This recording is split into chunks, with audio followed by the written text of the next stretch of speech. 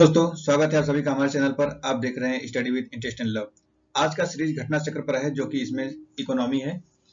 Economy में भी chapter है इसमें एग्रीकल्चर एंड मैनेजमेंट, और भी इसमें पिछला वीडियो बनाया गया है और इकोनॉमिक पर और सभी सब्जेक्टों पर, जो कि उसकी शेड्यूल लगाया गया है सामने। पॉलिटी है सुबह 7 बजे, जियोग्राफी है सुबह 8 बजे, एनवायरमेंट है सुबह 9 बजे, शाम को इकोनॉमी आता है 5 बजे, जनरल साइंस आता है 6 बजे और हिस्ट्री आता है 7 बजे। तो आप लोगों ने अगर नहीं देखा है वीडियो तो देखिए। घटना चक्र बहुत जरूरी है यूपीएससी और पीसीएस के लिए। इसमें प्रीवियस ईयर क्वेश्चन होते हैं, जो कि आगे आने वाले सब एग्जाम में बहुत महत्वपूर्ण भूमिका निभाता है। कैसे, कौन से पैटर्न पर क्वेश्चन आने वाले होते हैं। तो चलिए, अगर आप लोग अभी तक नहीं देखा है तो जाइए देखिए। तो अब हम लोग बढ़ते हैं और शुरू करते हैं क्वेश्चन की तरफ। तो यहाँ पर चैप्टर है कृषि एवं संबंध क्षेत्र। तो इसके नोट्स देखते हैं पहले। नोट्स में पहले महत्व।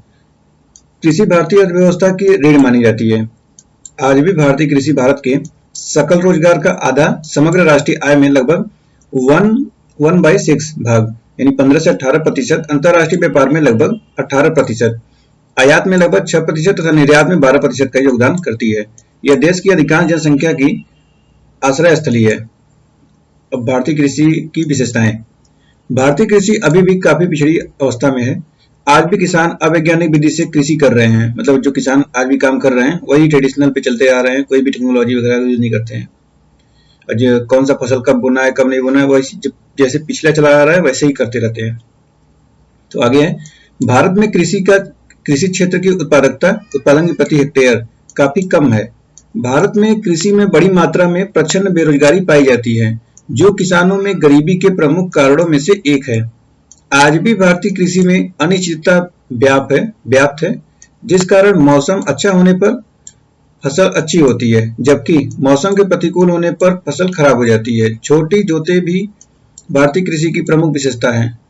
सकल जोतों का 68.45%, सीमांत जोतें 1 हेक्टेयर से कम है तथा 70.62% 1 से 2 हेक्टेयर की लघु जोतें हैं। इस तरह लगभग 86.07% जोतें 2 हेक्टेयर से कम है। अब यहाँ पे कुछ दिया गया है जोतों का विवरण, जैसे कि सीमांत जोत 0 से 1 हेक्टेयर 68.45%, बहुत बड़ा लहदा है। लघु जोत है 1 से 2 हेक्टेयर का, जो कि 17.62% है। मध्यम जोत है 2 से 10 हेक्टेयर, जो कि 13.35% है। बृहद जोत जो कि 10 हेक्टेयर से अधिक है, ये सबसे कम है, जो कि 0.57% है। ये देखिए 2015-16 का आंकड़ा है। भारत में भूमि सुधार। तो स्वतंत्रता के बाद भूमि बंदोबस्ती व्यवस्था को सुधारने तथा किसानों के हितों को संरक्षित करने एवं उन्हें कृषि हेतु प्रेरित करने के लिए अधिनियम बनाकर भूमि सुधार कार्यक्रम लाए गए हैं। इसका उद्देश्य ऐसे भू संबंध विकसित करना जहां खेती करने वाले ही वास्तविक मालिक हो, भू व्यवस्था में समस्त बाधाओं को दूर करना जिससे शोषण रुक सके। अब इसके कार्य, मध्यस्थों का उन्मूलन। इसके तहत जमींदारी या उस जैसी सभी व्यवस्थाओं को समाप्त कर दिया गया तथा भूमि के संबंध में किसानों का सीधे सरकार से संपर्क हुआ। काश्तकारी सुधार। इसके अंतर्गत लगान का नियमन किया गया, काश्त अधिकारों को संरक्षित किया गया तथा काश्तकारों को भूमि का मालिकाना हक दिलाया गया। अब है तीसरा, कृषि का पुनर्गठन। तो इसके अंतर्गत कृषि भूमि का पुनर्वितरण किया गया, अधिकतम भूधारकता का निर्धारण कर अतिरिक्त भूमिहीनों में बांट दी गई। अतिरिक्त चकबंदी के माध्यम से छोटे छोटे चक्कों को मिलाकर बड़े चक बनाए गए, जिससे उन पर वैज्ञानिक कृषि की जा सके। इस कार्यक्रम के अंतर्गत सरकारी कृषि को भी प्रोत्साहित किया गया। हरित क्रांति। हरित क्रांति भारत में कृषि उत्पादन एवं उत्पादकता में तीव्र वृद्धि लाकर भारत को खाद्यान्न क्षेत्र में आत्मनिर्भर बनाने हेतु अनेक कार्यक्रमों का एक समुच्चय था। अमेरिकन यानी यूएसए के एक वैज्ञानिक नॉर्मन बोरलॉग ने बीजों पर अनुसंधान कर अधिक उत्पादकता वाले बीजों यानी HYV की खोज की। इन बीजों को उचित सुविधाएं एवं संरक्षण मिलने पर इनसे काफी अधिक मात्रा में उत्पादन प्राप्त किया जा सकता था। इसी कारण बोरलॉग को हरित क्रांति का जनक माना जाता है, यानी ये हरित क्रांति के जनक है बोरलॉग। भारत में हरित क्रांति के जनक माने जाने वाले MS स्वामीनाथन ने मैक्सिको की पद्धति को भारत में भी अपनाने पर बल दिया तथा भारतीय कृषि को आत्मनिर्भर बनाने की नींव रखी।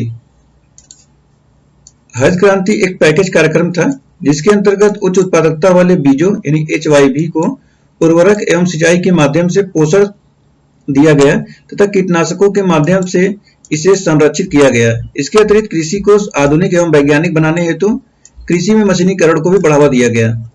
अब आगे आता है प्रायोगिक तौर पर वर्ष 1960-61 में गहन कृषि जिला कार्यक्रम के तहत इसे अपनाया गया तथा 1966 से इसे पूरे देश में किया गया। आप लोग को लग रहा होगा कि ये 1960, 61 या 66 को इस समय क्यों पढ़ा जा रहा है, क्योंकि इसी से क्वेश्चन पूछे जाते हैं, तो ये जरूरी होता है। तो आप लोग ये डेट भी याद रखिएगा कि कभी कभी डेट भी पूछा जाता है। अब आता है द्वितीय हरित क्रांति में फसलों के दायरे तथा क्षेत्रों में वृद्धि के साथ साथ कृषि पद्धति को समपोषणीय बनाने हेतु कार्बनिक कृषि को अपनाने पर जोर दिया गया है। इसमें पूर्वी उत्तर भारत सहित अनेक ऐसे क्षेत्रों पर फोकस किया गया है जहां संभवतः तो है परंतु हरित क्रांति सफल नहीं हो पाई थी। इसमें दलहन जैसी फसलों के उत्पादन पर भी फोकस किया गया है। कृषि वित्त की आवश्यकता अलग अलग समस्याओं के लिए होती है। अल्प अवधि में कृषि आगतों के लिए अल्प अवधि ऋण 15 माह से कम, मशीनें आदि खरीदने हेतु, मध्य अवधि ऋण यानी 15 माह से 5 वर्षों हेतु तथा भूमि अस्थायी सुधार करने, बड़ा निवेश करने आदि जैसी जरूरतों के लिए 5 वर्ष से अधिक अवधि के लिए दीर्घ अवधि के ऋणों की आवश्यकता होती है। अब यहाँ पर एक स्कीम का जिक्र किया गया है, प्रधानमंत्री किसान संपदा योजना, अम्ब्रेला सेक्टर स्कीम PMKSY के तहत मंत्रालय विभिन्न घटक योजनाओं को लागू कर रहा है, जिसमें अन्य बातों के साथ साथ mega food park, integrated cold chain और value addition infrastructure, agro processing cluster के लिए इंफ्रास्ट्रक्चर, बैकवर्ड और फॉरवर्ड लिंकेज का निर्माण, खाद्य प्रसंस्करण और संरक्षण क्षमताओं का निर्माण विस्तार, ऑपरेशन ग्रीन्स और खाद्य परीक्षण प्रयोगशालाएं शामिल हैं। एथनॉल मिश्रित पेट्रोल EBP कार्यक्रम, सरकार ने अब 2025 तक पेट्रोल के साथ एथेनॉल मिलाने के लिए 20% एथेनॉल मिश्रण लक्ष्य निर्धारित किया है। अनुमान है कि वर्ष 2022 के दौरान 10% मिश्रण लक्ष्य प्राप्त किया जाएगा। अब आते हैं प्रश्न की तरफ। इसमें लगभग 180 से 90 प्रश्न हैं, तो चलिए शुरू करते हैं। पहला क्वेश्चन है, लघु और सीमांत किसानों को पेंशन के उद्देश्य से प्रधानमंत्री किसान मानधन योजना कब प्रारंभ की गई है? तो यह है 12 सितंबर 2019। भारत में खाद्य प्रबंधन का निम्न में से कौन सा एक उद्देश्य नहीं है? तो यह है खाद्यान्नों का निर्यात, देखिए 2020 का है। अब है किसी निजी क्षेत्र के बैंक ने किसानों के लिए ई-किसान धन ऐप चालू किया है, तो यह है HDFC बैंक। चौथा क्वेश्चन है, भारत के कृषि उत्पाद व्यापार व वाणिज्य बिल 2020 में से निम्न में से किसका उल्लेख नहीं है? इस क्वेश्चन में कुछ त्रुटि आ गया था, इसीलिए इसको स्टार लगाया हुआ, तो हम लोग पढ़ते हैं इसको। पहला है आवश्यक वस्तुएं, दूसरा है संविदा कृषि, तीसरा है न्यूनतम समर्थन मूल्य और चौथा है कृषि उत्पाद विपणन समितियां। तो जो बिल था इसमें चारों की बातें कही गई थी, तो इसीलिए इसको स्टार लगाया गया है। चलिए इसको देखते हैं। कृषि उपज व्यापार एवं वाणिज्य संवर्धन एवं सरलीकरण विधेयक 2020 जो सितंबर 2020 में पारित तथा दिसंबर 2021 में इनको निरस्त कर दिया गया। ये निरस्त हो गए हैं कानून, तो इस समय इसीलिए 2021 में पूछा गया था, अब इसके क्वेश्चन नहीं आने के चांस है। चलिए नेक्स्ट क्वेश्चन है, क्वेश्चन नंबर 5। हाल के बीते दिनों में निम्नलिखित में से कौन से कारक, कौन सी नीतियां भारत में चावल के लिए मूल्य को प्रभावित कर रही थी? तो ये पहला है न्यूनतम समर्थन मूल्य, दूसरा है सरकार द्वारा व्यापार करना, तीसरा है सरकार द्वारा भंडारण करना, चौथा है उपभोक्ता सहकारियां। तो ये है चारों सही है। देखिए IAS 2020 क्वेश्चन ये है। 6 नंबर है, भारत में निम्नलिखित में से किन्हीं कृषि में सार्वजनिक निवेश माना जा सकता है? तो देखिए सभी फसलों के कृषि उत्पाद के लिए न्यूनतम समर्थन मूल्य निर्धारित करना। सभी फसल के लिए नहीं, सभी फसल के लिए तो नहीं होगा। देखिए एक कहाँ है, देखिए सब निकल गए। एक इसमें भी है, एक इसमें भी, एक इसमें भी है। ये 2, 3 और 6 एक ही से आंसर मिल जाएगा इसे। फिर पढ़ते हैं दूसरा वाला, प्राथमिक कृषि साख समितियों का कंप्यूटरीकरण, ठीक है। सामाजिक पूंजी विकास, ठीक है। कृषकों को निःशुल्क बिजली आपूर्ति, नहीं ये गलत है। और बैंकिंग प्रणाली द्वारा कृषि ऋण की माफी, ये भी गलत है। सरकारों द्वारा शीतागार सुविधाओं को स्थापित करना, ये हो रहा है। तो इस प्रकार 2, 3 और 6 है। ये देखिए IAS प्री का क्वेश्चन है। अब है क्वेश्चन नंबर 7। भारत में पिछले 5 वर्षों में खरीफ की फसलों की खेती के संदर्भ में निम्नलिखित कथनों पर विचार कीजिए। धान की खेती के अंतर्गत क्षेत्र अधिकतम है, ठीक है, धान अधिक होता है। ज्वार की खेती के अंतर्गत, तिलहनों की खेती के अंतर्गत क्षेत्र की तुलना में अधिक है, नहीं, ये गलत है। उसके बाद होता है कपास की खेती का क्षेत्र गन्ने की खेती के क्षेत्र की तुलना में अधिक है, हाँ ये सही है, ये कपास की ज्यादा होती है। गन्ने की खेती के क्षेत्र के अंतर्गत निरंतर घट रहा है, तो नहीं, निरंतर घट नहीं रहा है। तो 1 और 3 यानी कि 1 और 3 ऑप्शन नंबर ए। 8वां क्वेश्चन है राष्ट्रीय कृषि बाजार नेशनल एग्रीकल्चर मार्केट स्कीम को क्रियान्वित करने के क्या लाभ हैं। यह लाभ पूछ रहा है। तो यह है कि यह कृषि वस्तुओं के लिए सर्व भारतीय इलेक्ट्रॉनिक व्यापार पोर्टल है, ठीक है। यह कृषकों के लिए राष्ट्रव्यापी बाजार सुलभ कराता है जिसमें उनके उत्पाद की गुणवत्ता के अनुरूप कीमत मिलती है। तो यह भी सही है, यानी ऑप्शन सी होगा इसका। नेक्स्ट क्वेश्चन है राष्ट्रव्यापी मृदा स्वास्थ्य कार्ड स्कीम के बारे में है। तो पहला है सिंचित कृषि योग्य क्षेत्र का विस्तार करना, नहीं, ये नहीं है। मृदा गुणवत्ता के आधार पर किसानों को दिए जाने वाले ऋण की मात्रा के आकलन में बैंकों का समर्थ बनाना, नहीं, ये भी नहीं है। कृषि भूमि में उर्वरकों के अति उपयोग को रोकना, हाँ ये ठीक है, इसलिए स्कीम कार्ड बनाया गया है। हाँ देखिए केवल 3 है, ठीक है। नेक्स्ट है निम्नलिखित में से कौन से भारत में 1991 में आर्थिक नीतियों के उदारीकरण के बाद गठित हुई थी। तो इसमें है जीडीपी में कृषि का अंश बृहद रूप से बढ़ गया, नहीं, अंश बृहद रूप से नहीं बढ़ाया गया था, पहला गलत है। दूसरा है विश्व व्यापार में भारत के निर्यात का अंश बढ़ गया, हाँ तो ये ठीक है, सही, ये बात सही है। एफडीआई का अंतर्वाह यानी इनफ्लो बढ़ गया था, हाँ एफडीआई भी आया था, खूब इन्वेस्ट किया गया था, फॉरेन इन्वेस्ट। भारत का विदेशी विनिमय भंडार बृहद रूप से बढ़ गया था, हाँ जब आएगा इन्वेस्ट तो बढ़ेगा ही, तो ये भी सही है। 2, 3, 4 ये ऑप्शन नंबर बी। देखिए प्री का क्वेश्चन है भारत ने किस देश के साथ नीली अर्थव्यवस्था यानी समुद्री संसाधन पर सतत विकास हेतु साझेदारी के लिए टास्क फोर्स का निर्माण किया था। तो यह है नॉर्वे। देखिए 2020 का है क्वेश्चन। सूरज धारा योजना संबंधित है, बी अदला बदली से है। निम्नलिखित में से कौन भारत में सहकारी कृषि के विचार का समर्थक नहीं था। चरण है, चरण सिंह, ये प्रधानमंत्री। निम्नलिखित में से कौन सा भारत में भूमि सुधार का हिस्सा नहीं है। तो ये है बहुफसली योजना। निम्नलिखित में से कौन सा उपाय कृषि संरचना को कृषि विकास के लिए प्रेरक बनाने हेतु अपनाया गया है। तो ये है मध्यस्थों की समाप्ति, जोतों की हदबंदी और भू द्वितीय सुधार, यानी कि सभी है।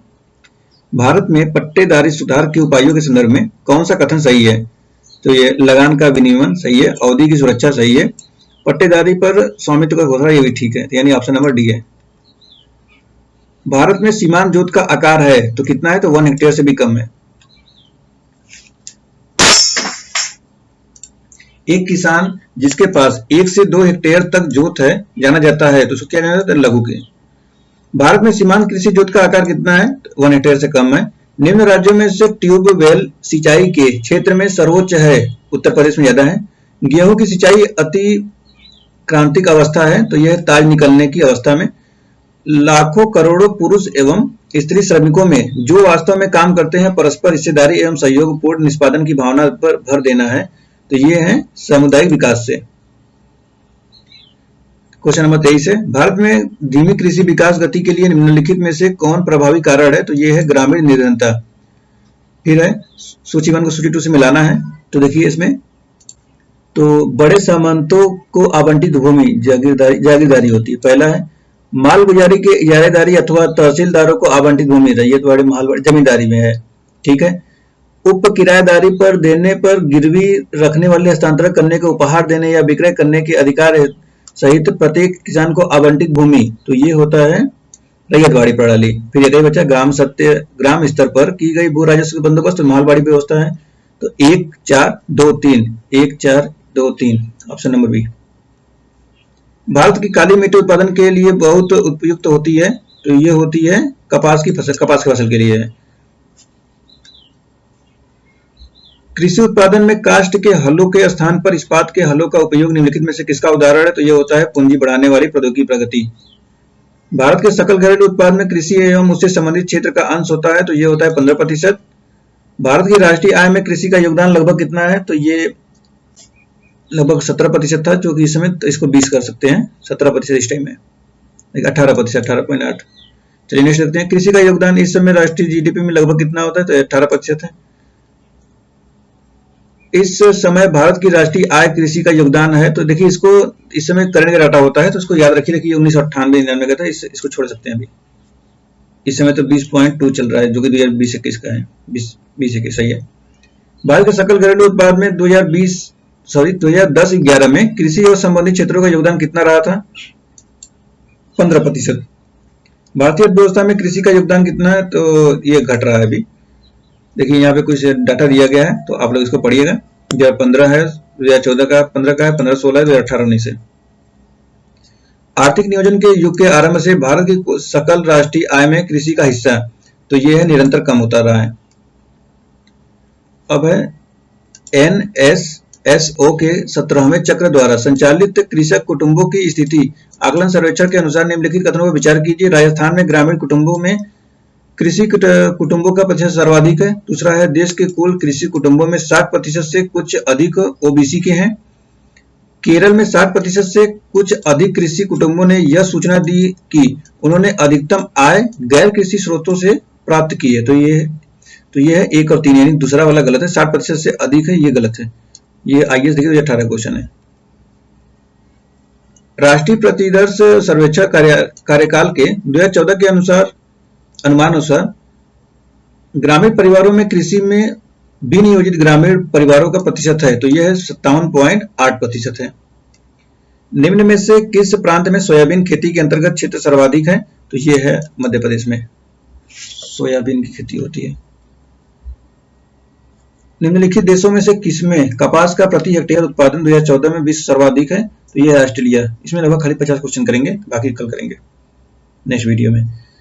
35वां है निम्नलिखित युग्मों में से कौन सा सम्मिलित नहीं है? तो देखिए इसमें रबर थाईलैंड में मिलता है। यहाँ पे कहवा, तो कहवा देखिए ब्राजील में होता है ज्यादा, मंगोलिया में नहीं होता है। जैतून तो स्पेन ठीक है, गन्ना ब्राजील ठीक है। नेक्स्ट है, इसको क्या करना है, सूची से मिलाना है। तो देखिए यहाँ पर है आम, तो आम होता है ज्यादा उत्तर प्रदेश में। लीची, तो लीची होता है बिहार में। नारियल केरल किनारे पे होता है। और उसके बाद सेब जम्मू कश्मीर में, ठंडा प्रदेश है। तो 4, 3, 2, 1 ऑप्शन नंबर सी। काशी लालिमा निम्नलिखित में से किस फसल की प्रजाति है? तो यह होती है भिंडी। देश में गेहूं उत्पादन की दृष्टि से निम्न राज्यों का अवरोही क्रम बताना है। इसमें देखिए तो पहले हरियाणा, फिर मध्य प्रदेश, राजस्थान, फिर बिहार। भारत में फसलों की बुआई के अंतर्गत शुद्ध क्षेत्रफल है लगभग, तो यह है 14 करोड़। निम्न में से किस वर्ष में खाद्यान्न उत्पादन में वृद्धि दर ऋणात्मक रही है? तो यह है 2004-05 में। निम्नलिखित में से किस वर्ष में कृषि क्षेत्र में वृद्धि की दर ऋणात्मक रही है? तो यह 2014-15 में। किस वर्ष कृषि और संबद्ध क्षेत्रों की वार्षिक औसत वृद्धि दर स्थिर मूल्य पर नकारात्मक हो गई थी? 2002-03 में। 1997-98 में भारतीय कृषि उत्पादन ने ऋणात्मक वृद्धि दर्शाई है, तो यह है 2.4%। किस पंचवर्षीय योजना में कृषि ने ऋणात्मक विकास प्रदर्शित किया है? तो तीसरी।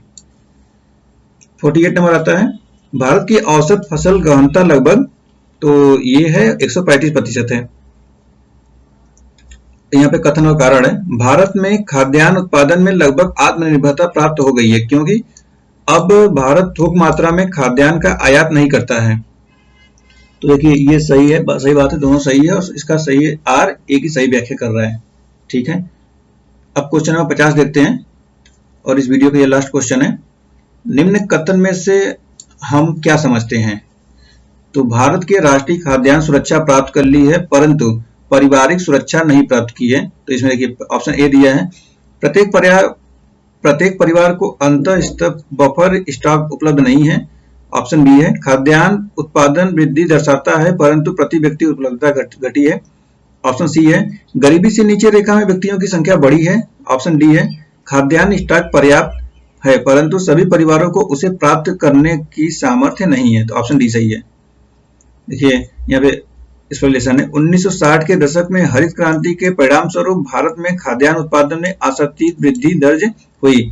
इसी के साथ भारत की जनसंख्या में तीव्र वृद्धि हुई। पुनः 1990 के दशक में प्रारंभ पूंजीवादी नीति के अनुपालन के कारण संक्रमणशील भारतीय अर्थव्यवस्था में तीव्र आर्थिक वृद्धि का लाभ समाज के निम्न वर्गों को प्राप्त नहीं हुआ। इन सब कारकों का सम्मिलित प्रभाव यह हुआ कि पर्याप्त खाद्यान्न उपलब्धता के बावजूद क्रय शक्ति सामर्थ्य के अति निम्न स्तर के कारण खाद्यान्न समाज के अति कमजोर वर्ग गरीब के क्रय शक्ति से बाहर रहा। इसी संदर्भ में कहा जा सकता है कि भारत ने राष्ट्रीय आय खाद्यान्न सुरक्षा प्राप्त कर ली है, किंतु पारिवारिक सुरक्षा अभी तक प्राप्त नहीं की है। तो इस तरह ये 50 क्वेश्चन समाप्त होते हैं और अगले ये 51 क्वेश्चन जो है ये नेक्स्ट वीडियो में किया जाएगा। तो चलिए इसको अभी यहाँ से समाप्त करते हैं। तो दोस्तों आप लोग ये 50 क्वेश्चन को रिपीट करिए, इसको दोहराइए 3-4 बार और इसको सीखिए कैसे क्वेश्चन आते हैं। देखिए आप लोगों ने देखा होगा कि इसमें प्रीवियस ईयर क्वेश्चन में 2017, 18, 20, 21 में सब में प्रीवियस ईयर क्वेश्चन आईएएस में पूछा गया था प्रीवियस से। तो इसी में और एग्रीकल्चर सेक्टर तो बहुत महत्वपूर्ण होता है, इसको बहुत ही बारीकी से पढ़ा जाता है और हर बार इसमें से क्वेश्चन पूछे जाते हैं, आते ही है क्वेश्चन इसमें से। तो चलिए इसमें लगभग पहले ही बताया गया था कि 177 या 80 क्वेश्चन है, 190 भी हो सकते हैं। तो और बाकी क्वेश्चन नेक्स्ट वीडियो में पढ़ा जाएगा। तो चलिए फिर मिलते हैं नेक्स्ट वीडियो में, तब तक के लिए धन्यवाद। आपका दिन शुभ हो।